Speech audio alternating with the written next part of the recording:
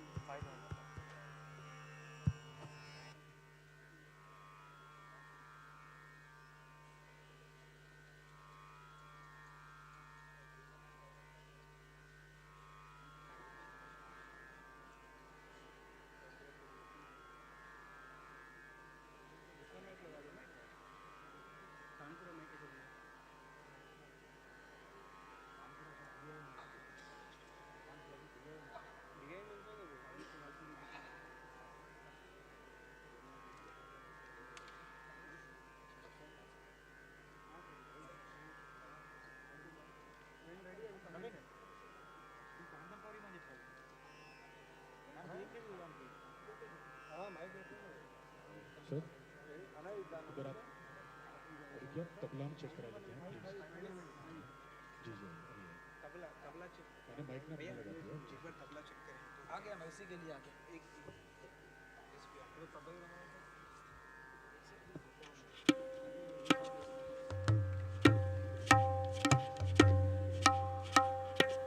थोड़ा सा मुझे हाइस कम दे दीजिए। ठीक है भैया थोड़ा सा हाइस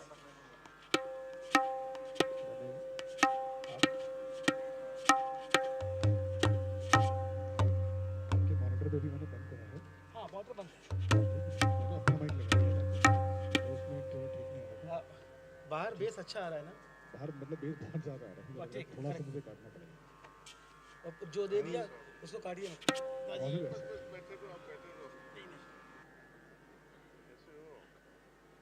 रेडी? वो तो भूल गए अपना डिसिप्लिन। भूले हुए जा रहे हैं आज।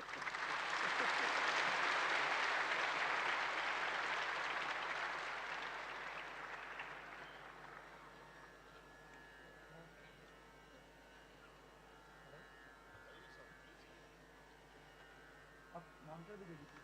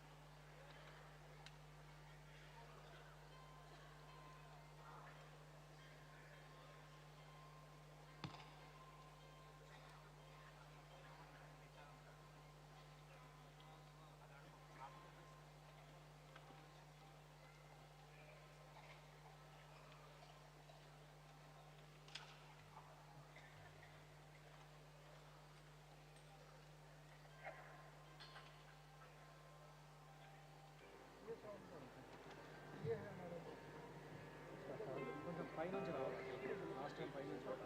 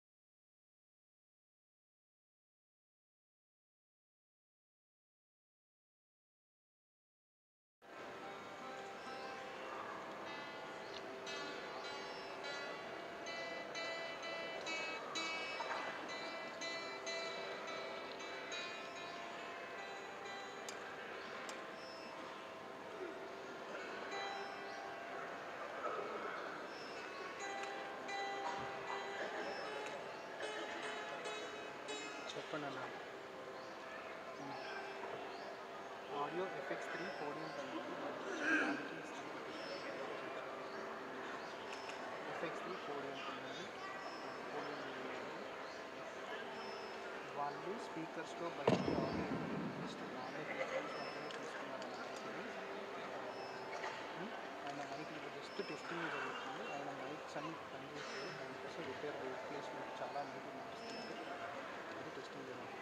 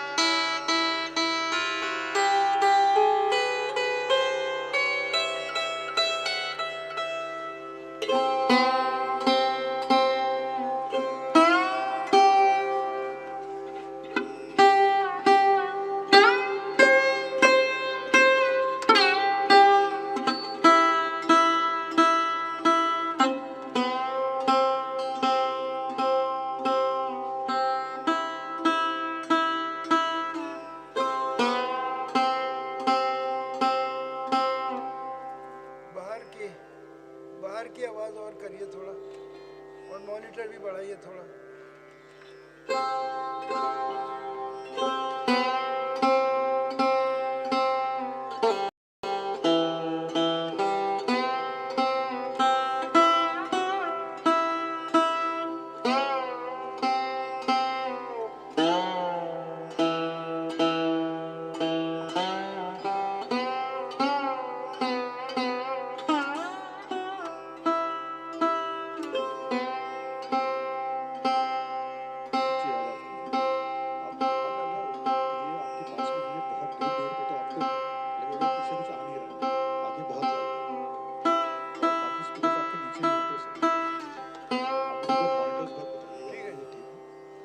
इजाजत है आपकी, शुरू करें.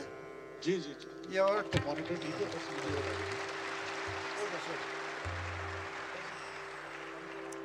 ठीक है. Namaskar and a very warm good evening to one and all present here. To commemorate the 150th birth anniversary celebrations of the Adi Guru of Sahaj Marg, Pujya Lalaji Maharaj, we are proud to be present here in the second day of the Kanha Music and Meditation Festival. We are honored and privileged to have amongst us today the living legend, Ustad Amjad Khan, a music giant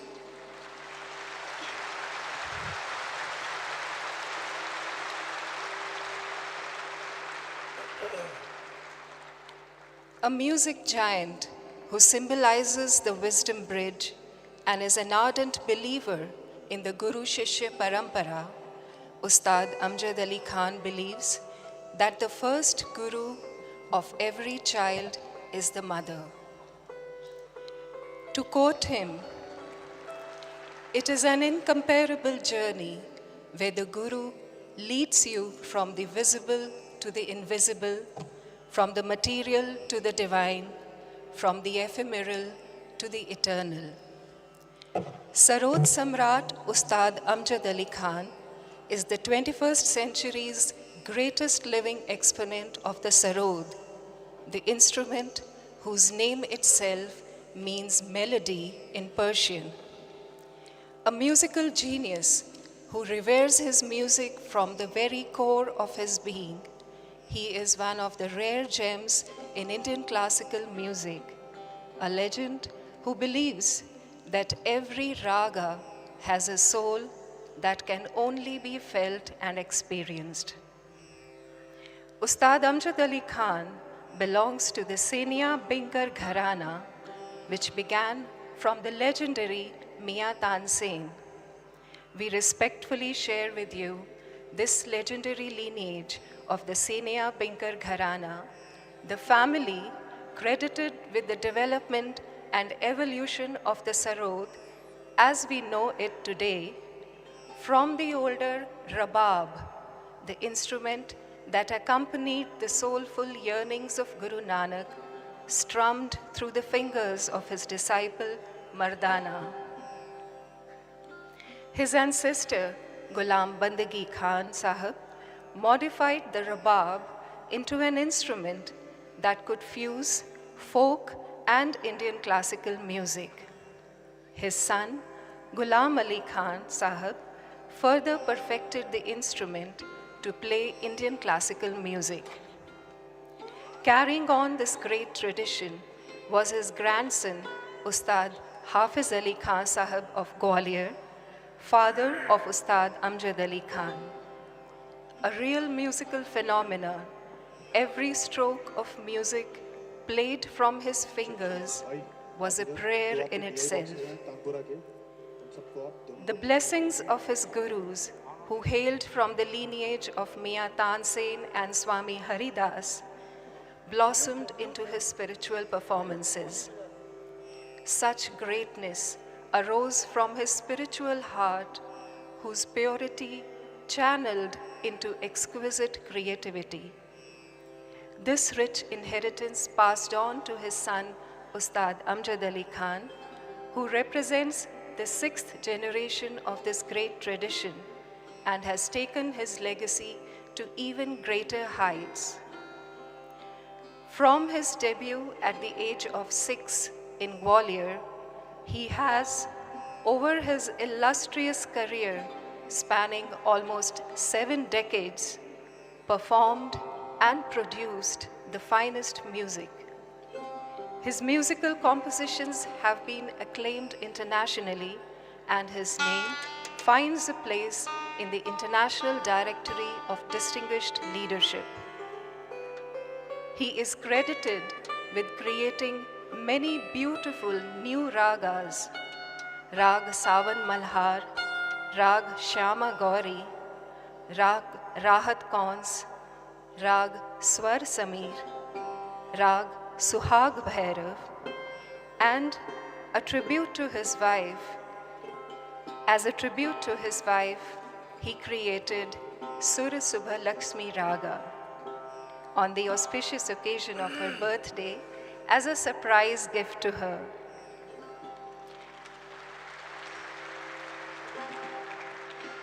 Ustad Amjad Ali Khan has been bestowed with several awards and accolades throughout his illustrious career. The UNESCO Award, UNESCO honored Khan Sahib with the Gandhi Medal in Paris, the UNICEF's National Ambassadorship, the Crystal Award by the World Economic Forum, honorary doctorates from the world's leading universities, a fellowship at the Sangeet Natak Academy, and the highest awards from the French and Japanese governments, to name just a few. It is our honor and privilege to be a part of this very special music evening with Ustad Amjad Ali Khan Sahib.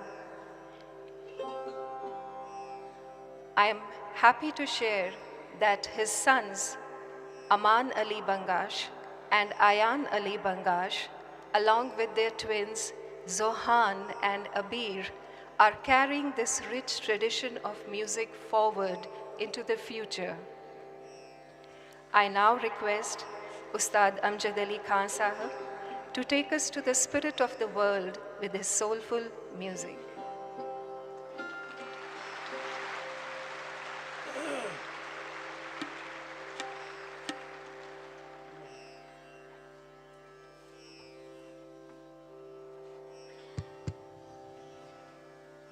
Namaskar. Good evening, ladies and gentlemen. It's a great honor and privilege for all of us to offer our humble musical tribute to Param Adarniya Daaji.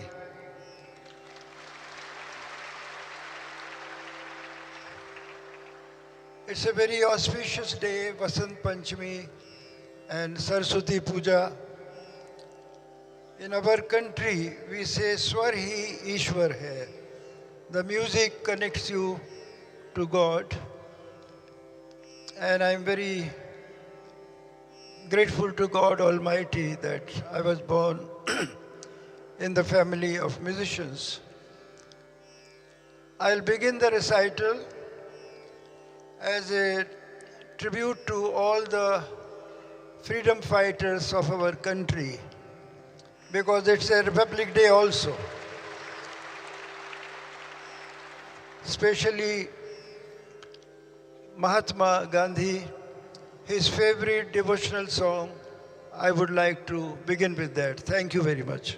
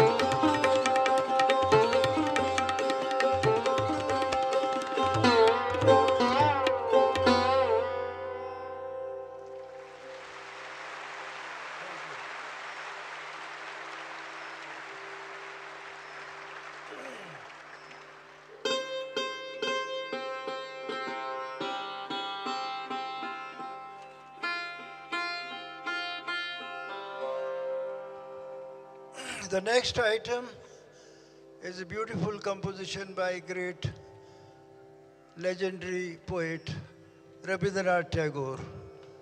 He composed many poetry in different rag, but this particular song is based on the folk music of Bengal, and the message is beautiful.